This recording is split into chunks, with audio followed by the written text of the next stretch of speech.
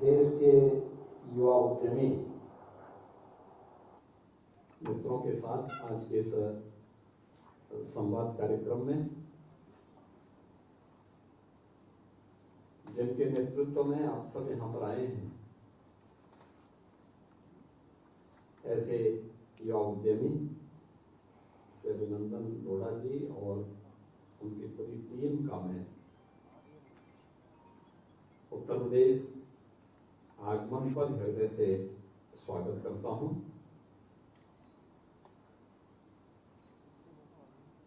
यह क्षण हमारे लिए और भी महत्वपूर्ण है जब महाकुंभ के इस आयोजन में, जो अब तक दुनिया का सबसे बड़ा आध्यात्मिक और सांस्कृतिक आयोजन बन चुका है, अब तक 53 करोड़ श्रद्धालु जन मां गंगा, मां यमुना और मां सरस्वती की त्रिवेणी में आस्था की पावन डुबकी लगा चुके हैं। और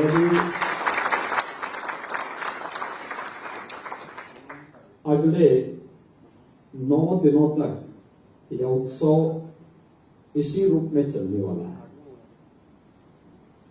कल्पना करिए, ये भारत की पोटेंशियल है और यही भारत की आस्था को अगर सम्मान दिया गया होता तो भारत किन ऊंचाइयों को प्राप्त करता है। और उस महाआयोजन के अवसर पर आप सभी को उत्तर प्रदेश आने का अवसर प्राप्त हुआ। यहां से आपको कुछ स्थलों को उत्तर प्रदेश के अंदर देखने का भी सौभाग्य प्राप्त होगा। इसमें अयोध्या में श्री राम जन्मभूमि, वहां पर भी काफी इस समय प्रेशर है।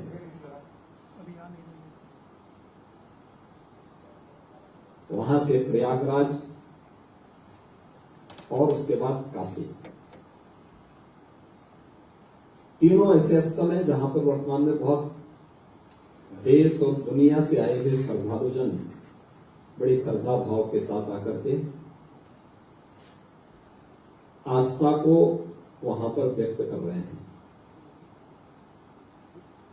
यह एक अवसर है हम सबके सामने, जब हम लोग इस आयोजन के साक्षी बनने जा रहे हैं और इस आयोजन के माध्यम से हम लोग भारत की आस्था को दुनिया के सामने भी दिखा करके अपनी ताकत का एहसास भी करा रहे हैं। मित्रों, उत्तर प्रदेश आप जैसा कि जानते हैं कि देश की आबादी का सबसे बड़ा राज्य है और 25 करोड़ की आबादी इस राज्य में निवास करती है।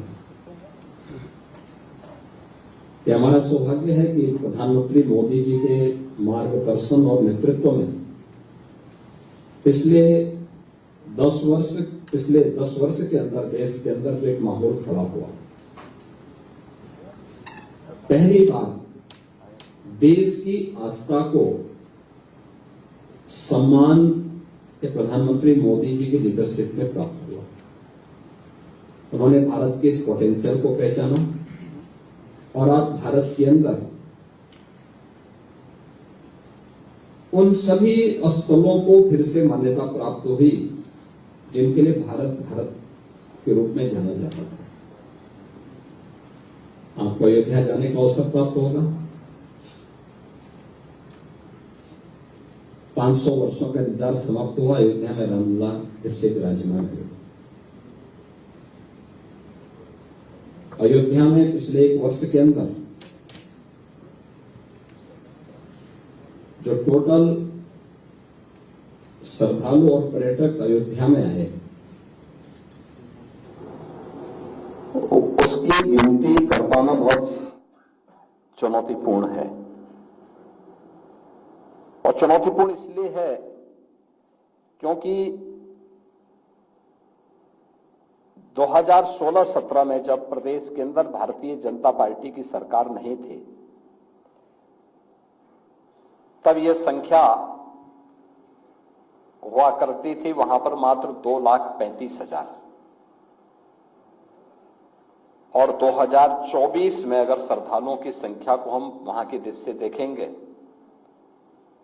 तो ये संख्या लगभग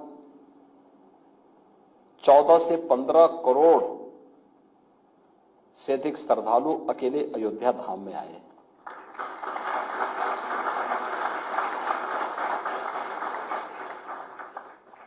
अयोध्या के लिए इस दौरान जो पब्लिक कंट्रीब्यूशन प्राप्त हुआ उसका अंदाजा आप देख सकते हैं कि उन्होंने अयोध्या के विकास के लिए, श्री राम जन्मभूमि न्यास के लिए पब्लिक ने जो कंट्रीब्यूशन किया, श्रद्धालु जनों की सुविधा के लिए जो कुछ भी वहां पर वर्तमान में हो रहा है, ये सभी श्रद्धालु जनों के द्वारा किए गए कंट्रीब्यूशन का ही परिणाम है। ऐसे ही काशी में, काशी विश्वनाथ धाम बनने के पहले श्रद्धालुओं की संख्या काफी कम थी और आज उनकी संख्या बढ़ करके काफी ज्यादा हो चुकी है। मैं परसों काशी में था और मुझे ये बताने में कोई संकोच नहीं, जब भी मैं काशी वासियों से वहां बात कर रहा था, उन सब ने इस बात को कहा। उन्होंने कहा साहब हमने अपने जीवन में कभी भी इतनी भीड़ काशी में कभी नहीं देखी जो पिछले 1.5 महीने से हम देख रहे हैं।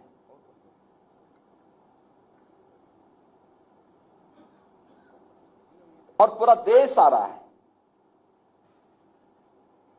प्रयागराज में 2013 में भी कुंभ था। प्रयागराज के 2013 के कुंभ में कुल 12 करोड़ श्रद्धालु आए थे। आयोजन 55 दिन का था। 2019 को अर्ध कुंभ था, उसे हमने कुंभ के रूप में, प्रयागराज कुंभ के रूप में आयोजित किया था। उस अवसर पर प्रयागराज में श्रद्धालु जन और पर्यटक आए थे लगभग 24 करोड़। और इस बार अभी तक प्रयागराज महाकुंभ की दृष्टि से अगर हम देखेंगे तो अब 45 यानी कुल 45 दिन के इस आयोजन में 36 दिन हो चुके हैं। अब मात्र 9 दिन बाकी हैं। इन 8-9 दिनों को छोड़ दें तो इन 35-36 दिनों में ही 53 करोड़ श्रद्धालु प्रयागराज में आ चुका है।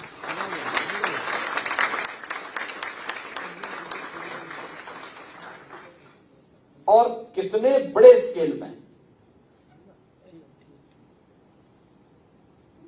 यानी इन 35 दिनों के अंदर 700 से अधिक तो यानी रूटीन की फ्लाइट वहां 40 हैं प्रयागराज के लिए, वो चली रही हैं। 700 से अधिक नए वहां पर इस दौरान चार्टर्ड उतरे हैं। प्रतिदिन सैकड़ों मेला स्पेशल के रूप में रेलवे को ट्रेन चलानी पड़ रही है। 14,000 परिवहन निगम की बसेज का बेड़ा उत्तर प्रदेश सरकार के पास है, ये भी चल रही है। 28, 29 और 30 में मात्र इन 3 दिनों में प्रयागराज में 15 करोड़ से अधिक श्रद्धालुओं ने आस्था की डुबकी वहां लगाई। 5 करोड़ से अधिक, लगभग 5.5 करोड़ श्रद्धालु आए थे 28 जनवरी को। 8 करोड़ के आसपास श्रद्धालु आए थे 29 जनवरी को और 2.5 करोड़ श्रद्धालु आए थे 30 जनवरी को।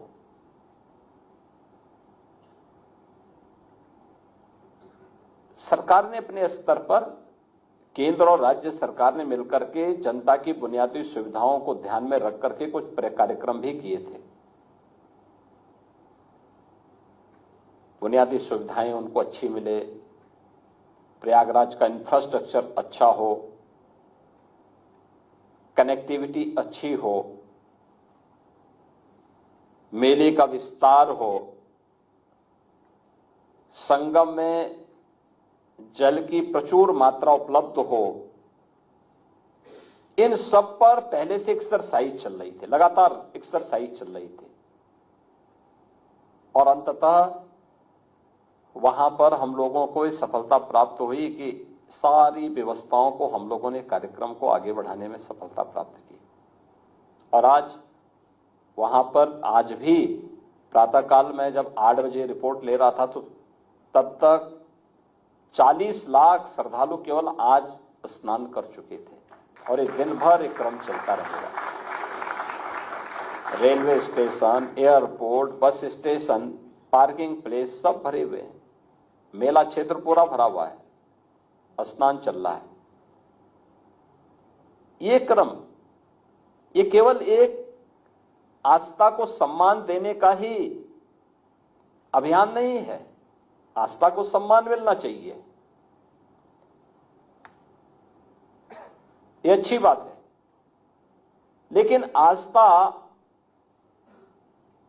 का इकोनॉमिक एस्पेक्ट क्या है, ये उससे भी महत्वपूर्ण है। एक छोटा सा उदाहरण मैं आपको देता हूं, आप उसका अंदाजा लगा सकते हैं। एक प्रस्ताव प्राप्त हुआ, एक सज्जन ने दिया कि हम लोग प्रयागराज में कुछ निवेश करना चाहते हैं। पूछा गया कैसा निवेश चाहते हैं, उन्होंने कहा नहीं, हम लोग आस्था के अनुरूप होगा। आस्था के अनुरूप कौन सा निवेश हो सकता है? उन्होंने कहा मैं 12 ज्योतिर्लिंग का रेप्लिका बनाना चाहता हूं।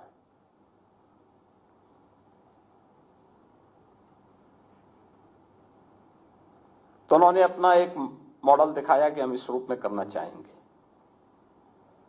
तो उनसे कहा गया कि भाई ठीक है, आप एक काम करिए कि जितना भी रॉ मटेरियल है, पुराना लोहा होगा, पुराना स्टील होगा, पुराना फाइबर होगा, पुराने टायर होंगे, इनका इस्तेमाल करते हुए रेप्लिका तैयार कराओ।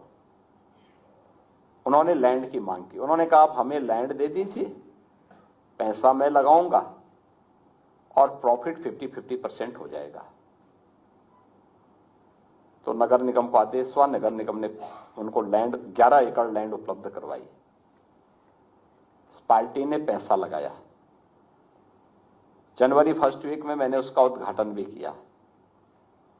10 जनवरी से 31 जनवरी के बीच में वह संस्था 14 करोड़ लगाई थी। 14 करोड़ तो अपना कमा चुकी है, 14 करोड़ की प्रॉफिट कमा करके उसने नगर निगम को भी दिया है। आप तो सभी उद्यमी हैं, मैं पूछना चाहूंगा कि कोई निवेश आज के दिन पे ऐसा है क्या जहां पे आप जो मूल पूंजी लगाएंगे वो मूल पूंजी के साथ साथ उतना अतिरिक्त प्रॉफिट कमा करके वह आपको, यानी वो प्रोजेक्ट मात्र 21 दिन में उतना पैसा कमा ले। लेकिन ये स्पिरिचुअल टूरिज्म में संभव है और ये प्रयागराज में एक जगह में हुआ है। ऐसे ही लाखों लोगों को कार्य मिला है, उनकी आमदनी बढ़ी है और यह आमदनी अल्टीमेटली यूपी की आमदनी के साथ बढ़ने जा रही है। मेरा अनुमान है कि यह संख्या 60 करोड़ तक पहुंचती है तो मान के चलिए कि यूपी की जो इकोनॉमी होगी वह लगभग 3.25 से लेकर 3.5 लाख करोड़ रुपए की अतिरिक्त यूपी की जीडीपी में बढ़ोतरी होने वाली है।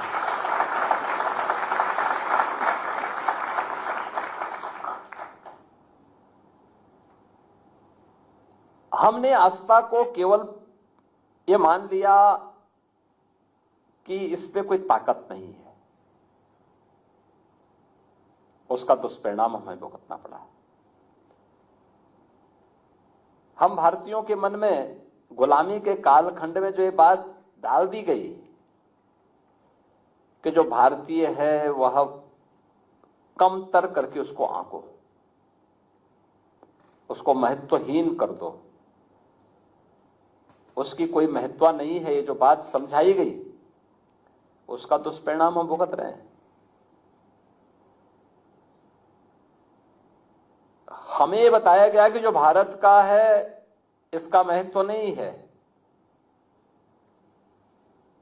और जो भारत के बाहर का है उसका महत्व है, तो दुष्परिणाम भी हमारे सामने थे। मोदी जी ने पहली बार इस बात का एहसास कराया भारतवासियों को, नहीं,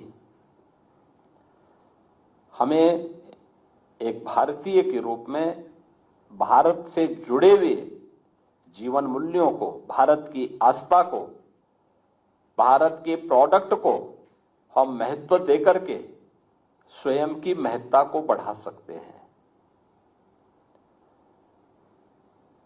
हम दूसरों की उपलब्धियों पर गौरव की अनुभूति करने की बजाय अपनी स्वयं की पूर्वजों की विरासत पर अगर हम गौरव की अनुभूति करेंगे तो हम दुनिया को बहुत कुछ दे पाएंगे। और आज प्रयागराज वही कर रहा है। प्रयागराज ने बताया है कि हमारे पास क्या स्केल है, क्या पोटेंशियल है। यह महाकुंभ प्रयागराज बता रहा है, काशी बता रही है, अयोध्या बता रहा है। कितने लोगों को रोजगार मिल रहा है, कितने लोगों की आमदनी को कई गुना बढ़ाने में मदद मिली है।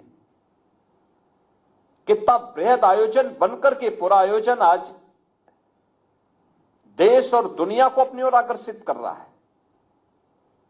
और ये जो एक पक्ष है इसका, इस पक्ष को हमने माना होता तो विदेशी सामानों से जो कभी भारत की मार्केट और बाजार भरे पड़े होते थे, ये नहीं होते। याद करना, हमने आदरणीय प्रधानमंत्री जी की प्रेरणा से 2018 में उत्तर प्रदेश के अंदर एक योजना लागू की, उसका नाम था वन डिस्ट्रिक्ट वन प्रोडक्ट का। ये उत्तर प्रदेश के अंदर परंपरागत एमएसएमई सेक्टर के प्रोडक्ट को हम लोगों ने मैपिंग की थी और फिर हर जिले के लिए एक प्रोडक्ट को आइडेंटिफाई किया। उसका नाम हमने वन डिस्ट्रिक्ट वन प्रोडक्ट रखा। हमने उसमें डिजाइनिंग में, हमने उसे पैकेजिंग में, हमने उसे टेक्नोलॉजी में, हमने उसको मार्केटिंग में मदद की। हमारा एक्सपोर्ट बढ़ा। यूपी ने देश को एक नया ब्रांड दे दिया।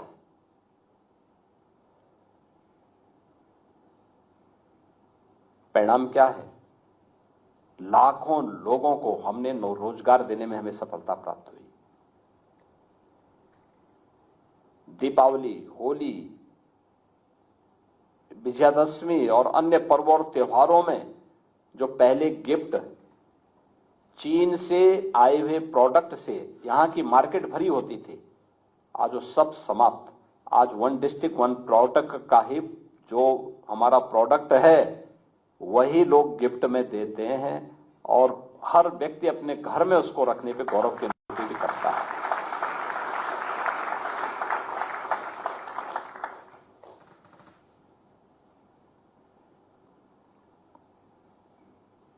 कितने बड़े पैमाने पे लोगों के अंदर, लोगों को रोजगार मिला, लोगों की आमदनी बढ़ी। मुझे याद है मुरादाबाद एक ब्रॉस का आइटम बनती है वहां पे 17-18 में, जो 17 में हम लोग आए, यहां पे सरकार आई, मैं गया था, बड़ी निराशा थी लोगों में, हताशा थी। लगभग वहां पर ब्रॉस से जुड़े हुए कार्यक्रम लगभग बंदी की ओर थे। कहीं पॉल्यूशन कंट्रोल बोर्ड की मार पड़ती थी, कहीं पे मार्केट नहीं था, उनके पास डिजाइन भी नहीं थी, उनके पास टेक्नोलॉजी भी नहीं थी, उनके पास मार्केट की भी अभाव होता जा रहा था। हम लोगों ने थोड़ा सपोर्ट किया। इंस्पेक्टर राज से और पॉल्यूशन कंट्रोल बोर्ड की मनमानेपन को कंट्रोल किया। परिणाम क्या था? आज वहां पे 16 से 17 हजार करोड़ रुपए के प्रोडक्ट वहां से केवल एक्सपोर्ट होते हैं, अकेले मुरादाबाद से। हमारा कारपेट सेक्टर का जो 3 महत्वपूर्ण क्षेत्र थे, भदोही, मिर्जापुर और वाराणसी, कारपेट, ये लगभग बंदी के कगार पर था। उसको हमने डिजाइन के साथ जोड़ा, टेक्नोलॉजी के साथ जोड़ा, मार्केट के साथ जोड़ा, एक्सपो मार्ट बनाया गया। आज परिणाम क्या है? जो आज से लगभग 8 वर्ष पहले बंदी की कगार पर था, आज वहां से 8 से 10 हजार करोड़ रुपए के कारपेट एक्सपोर्ट होते हैं। यानी डोमेस्टिक मार्केट की अलग वो है, लेकिन एक्सपोर्ट होते हैं। फिरोजाबाद का ग्लास का उद्योग फिर से पुनर्जीवित हो गया है। ऐसे ही जिस भी जनपद में जाएंगे वहां का प्रोडक्ट अपना एक नया क्रांतिकारी परिवर्तन करके लोगों को अपनी ओर आकर्षित कर रहा है। ये था पहले भी, लेकिन पहले ध्यान नहीं दिया गया, क्योंकि लोगों को लगता था अरे इसका क्या महत्व होगा। आज वही प्रोडक्ट हर व्यक्ति के घर में जा रहा है, लोग सम्मान के साथ उसको लेते हैं। हमने नकल तो की, लेकिन अकल नहीं लगाई। परिणाम हमें भुगतना पड़ा, प्रदेश को, देश को भुगतना पड़ा।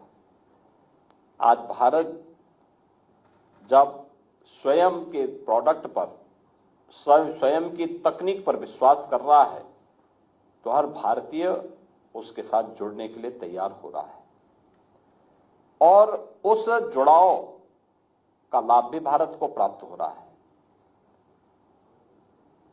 उत्तर प्रदेश ने पिछले 8 वर्ष के अंदर काफी प्रगति भी की है।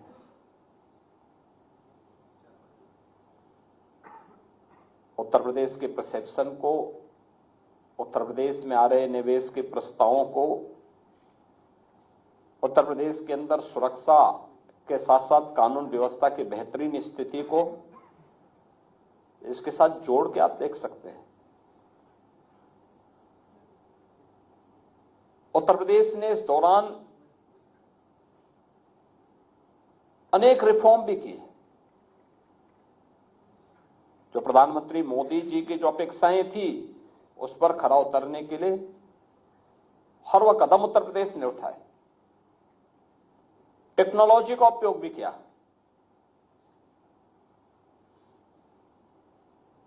प्रदेश इन्वेस्टमेंट का एक बेहतरीन डेस्टिनेशन के रूप में उभरे, इसके लिए हम लोगों ने सिंगल विंडो प्लेटफॉर्म तो दिया ही, लैंड बैंक भी दिया, सुरक्षा का एक बेहतरीन माहौल भी दिया, और एक एक स्तर पर मॉनिटरिंग के मैकेनिज्म को इतना मजबूत किया कि आज जब कोई एक बार आता है तो उसको लगता है कि हां, मुझे अपना निवेश यूपी में करना चाहिए। बदले में उत्तर प्रदेश के अंदर नौजवानों को नौकरी भी मिली, रोजगार भी मिला, बड़े पैमाने पे लोग उससे जुड़ रहे हैं। अलग अलग सेक्टर में कार्य हुए, निवेश के सेक्टर में कार्य हुए, पुलिस के आधुनिकीकरण पर कार्य हुआ, इंफ्रास्ट्रक्चर पर कार्य हुआ। हमारे पास 57,000 ग्राम पंचायतें हैं। हर ग्राम पंचायत में हम लोगों ने 5 से 6 नए रोजगार का सृजन किया है, और गांव के ही व्यक्ति को वहां नौकरी दी, कहीं बाहर के व्यक्ति को नहीं।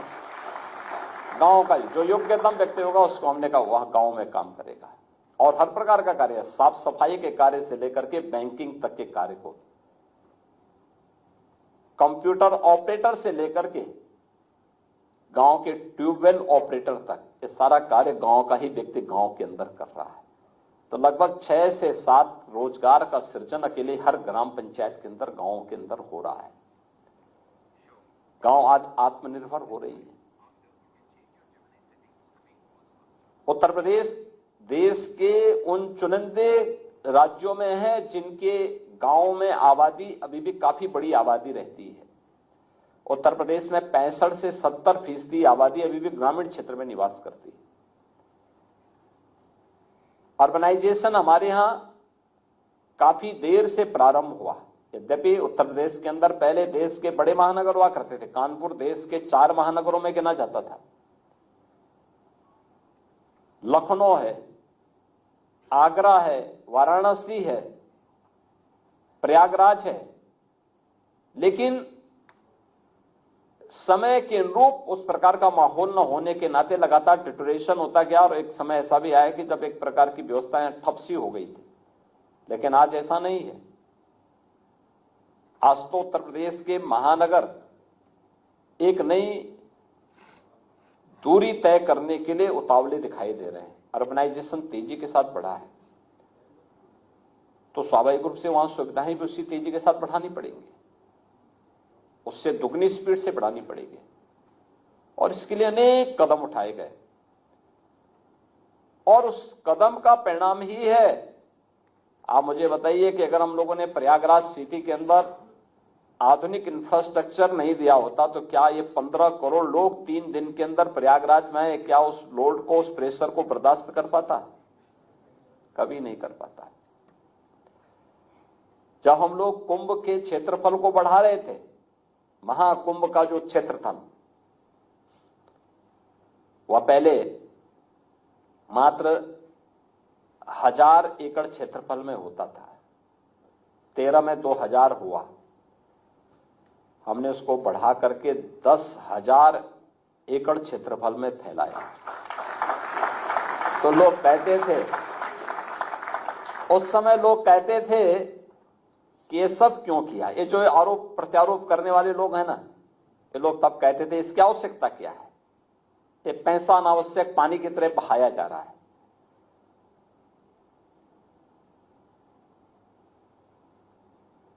ऐसा क्यों सरकार कर रही है? हमने कुंभ के आयोजन में 7,500 करोड़ खर्च किए हैं, लेकिन ये 7,500 करोड़ वह है जो इंफ्रास्ट्रक्चर पर खर्च हुआ है। खासतौर पर प्रयागराज में 14 नए फ्लाईओवर बने, 6 अंडरपास बने, 200 से अधिक सड़कों के चौड़ीकरण का कार्य हुआ, नए कॉरिडोर बनाए गए, रेलवे स्टेशन का विस्तारीकरण हुआ, एयरपोर्ट के नए टर्मिनल का विस्तारीकरण वहां पे किया गया और भी अन्य नए घाट का निर्माण हुआ। इन सब पे ज्यादा खर्च हुआ। कुंभ मेले की व्यवस्था की दृष्टि से कुल 1500 करोड़ रुपए हमने रखे थे और वह कार्यक्रम हमारा उस रूप में आगे बढ़ा। आज वही लोग कहते हैं साहब आपने इतने कम जगह, जब भीड़ इतनी ज्यादा आ रही थी तो इतने कम जगह पे क्यों ये आयोजन किया है? हमने कहा पहले तुम लोग तो 1000 करोड़ में ही संतुष्ट थे, हमने तो तुम्हारे सोच से भी 10 गुना आगे बढ़ा के 10,000 एकड़ में किया है। और उस समय इनके पुराने बयान को और नए बयान को अगर आप देखेंगे तो आप लोगों को स्वयं हंसी आएगी कि ये लोग, इनका कौन सा बयान सच है, यही पता नहीं लग सकता। आप मुझे बताइए, आप तो सभी उद्यमी हैं, अगर राज्य की तरफ से या केंद्र और राज्य सरकार की तरफ से मिलकर के 7,500 करोड़ रुपए हम उसमें इंफ्रास्ट्रक्चर को भी जोड़ लें, खर्च करके अगर इकोनॉमी में 3 लाख से 3.5 लाख करोड़ रुपए की अतिरिक्त वृद्धि हो सकती हो तो कौन सा सौदा सही है? आप मुझे बताइए ना। आप तो उद्यमी, आप तो निवेश के अच्छे जानकार हैं,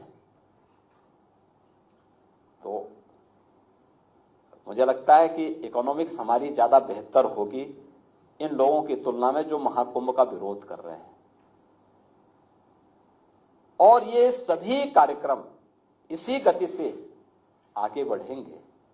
आप मानकर के चलिए कि जो एहसास आपको अयोध्या में होगा, अयोध्या में भी हम लोगों ने इंफ्रास्ट्रक्चर को डबल इंजन की सरकार प्रधानमंत्री मोदी जी के नेतृत्व में उसी रूप में हमने किया। आज के दिन पे आप जाएंगे, प्रयागराज हो, काशी हो, अयोध्या हो, गोरखपुर हो, चित्रकूट हो, नेमिस हो, इस सभी जगह हम लोगों ने इसी प्रकार का इंफ्रास्ट्रक्चर दिया है, बेहतरीन इंफ्रास्ट्रक्चर दिया है। हम लोग अयोध्या की सड़कों को जब चौड़ीकरण कर रहे थे, विरोध करने वाले तब भी विरोध करते थे। अरे साहब, ये विरोधी सड़क चौड़ीकरण करने की आवश्यकता क्या है? सिंगल लेन ही रहने दो, ये डबल लेन 4 लेन बनाने की आवश्यकता क्या है?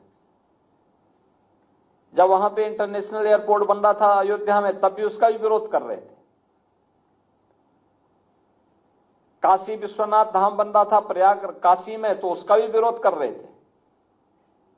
तो इन लोगों का काम विरोध करना है, लेकिन उस विरोध के बीच से रास्ता निकाल करके पहले से ही एक दूरगामी सोच के साथ जब सरकार कार्य करती है तब परिणाम आता है। लेकिन उसके लिए एक दृढ़ इच्छा शक्ति के साथ निर्णय लेने की आवश्यकता है, और निर्णय लिए, रिजल्ट आज सामने आ गए। अयोध्या में आप मुझे बताइए, एक वर्ष में 700 करोड़ रुपए का चढ़ावा अकेले मंदिर में आया, राम जन्मभूमि ट्रस्ट में।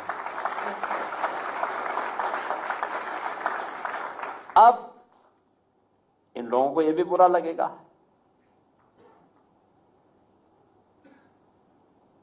आप अनुमान करिए, जो लोग उस समय विरोध करते थे कि साहब इस सड़क को चौड़ी करने की आवश्यकता क्या है, अब मैं जब अयोध्या जाता हूं पूछता हूं कि आवश्यकता थी कि नहीं थी, और कहते साहब अगर नहीं होता तो कहां इतनी भीड़ जाती।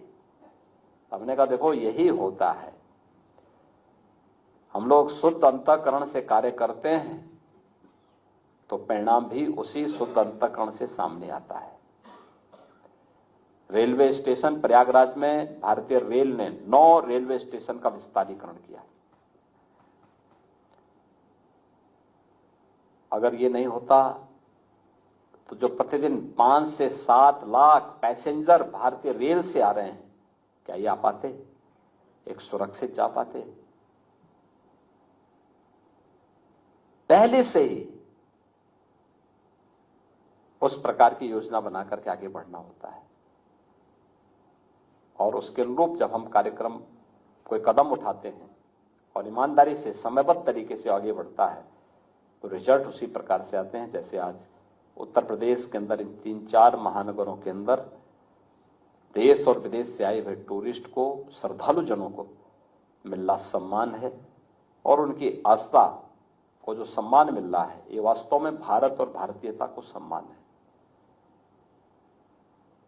खुश है इसी बात से, और मुझे लगता है कि आप लोग आए हैं मुंबई से, एक बार आप लोग भी अयोध्या के साथ साथ, भीड़ है लेकिन उसका अपना आनंद अलग है। उस भीड़ के बीच से ही आनंद लेने की आवश्यकता है।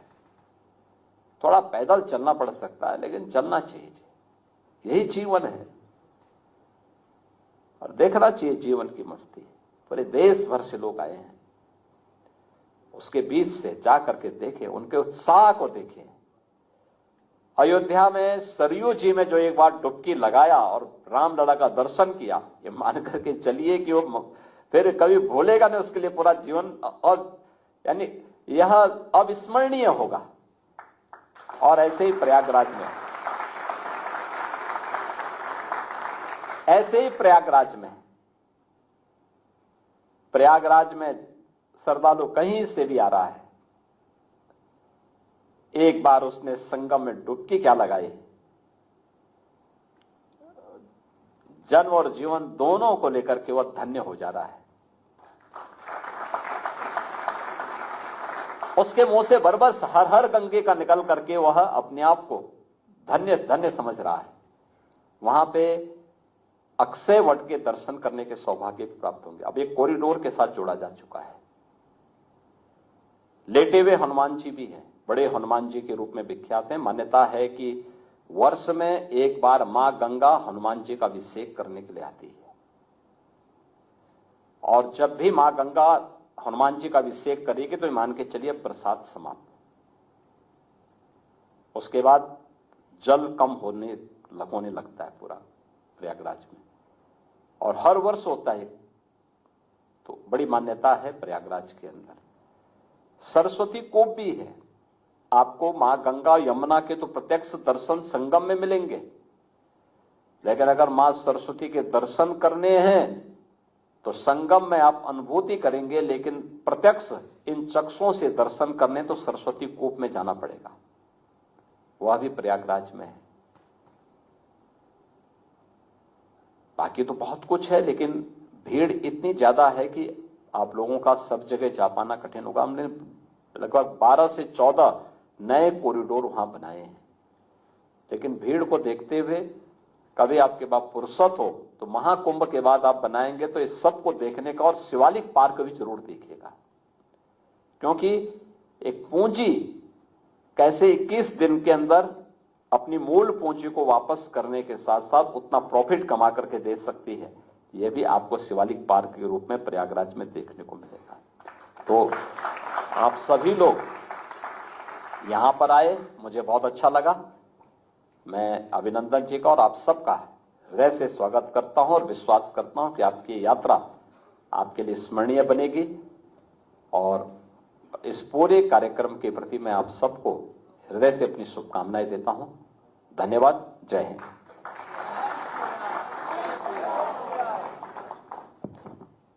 सर आप 2 मिनट दे दो, ये लोग आपसे कुछ।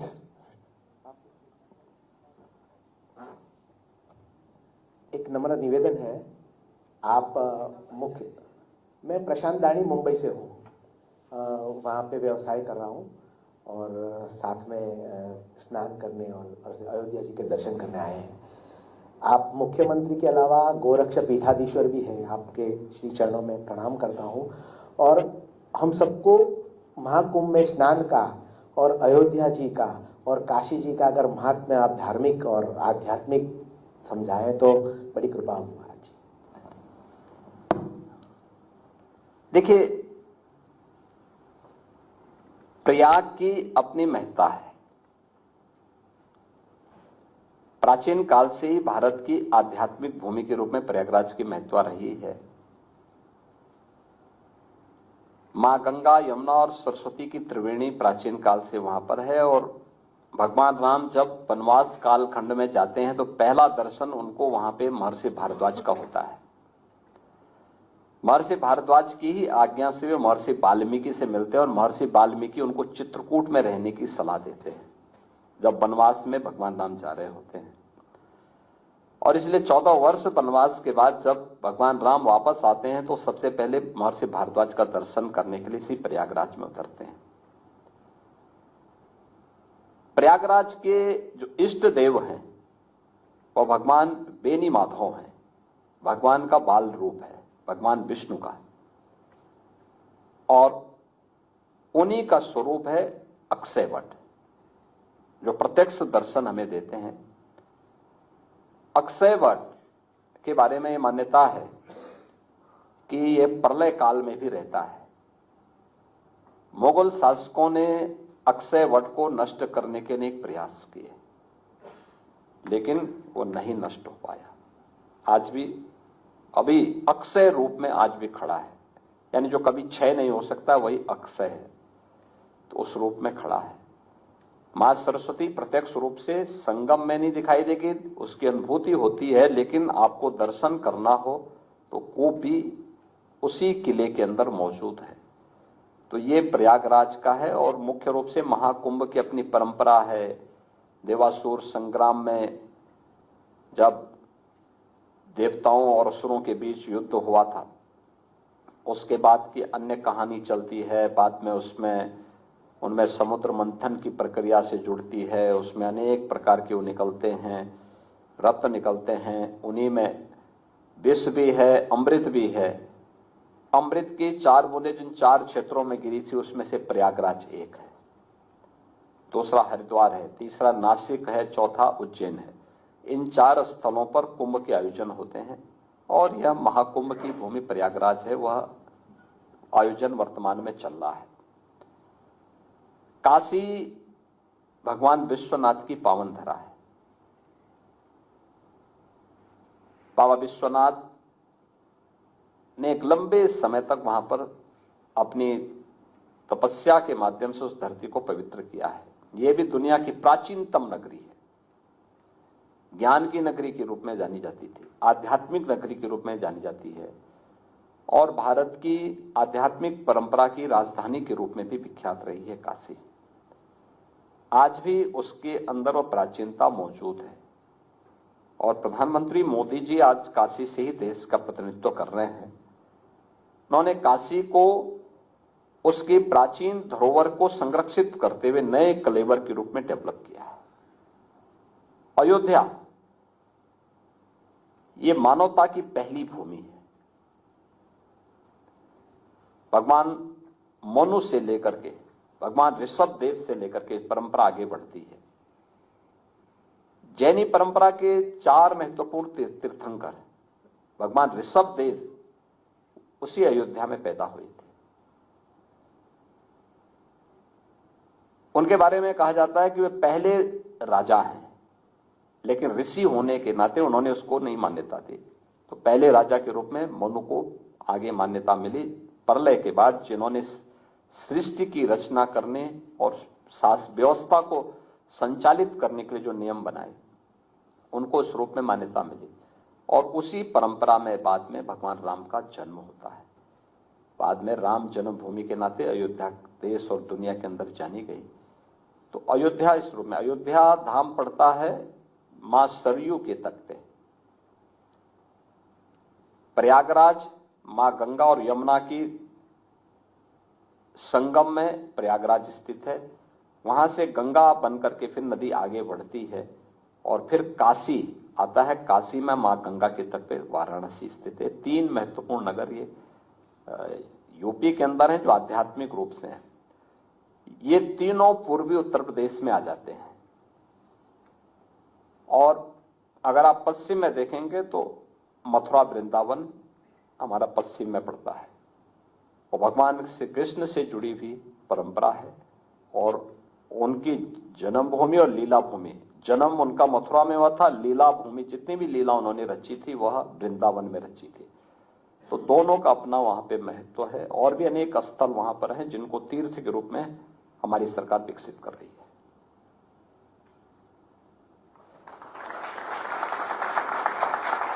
चलिए, बहुत बहुत धन्यवाद आप लोगों को, अभिनंदन आप लोगों का। और अभिनंदन जी के साथ आप लोग हैं ही, तो स्वाभाविक रूप से और भी हमारी शुभकामनाएं हैं आप सबकी यात्रा के प्रति।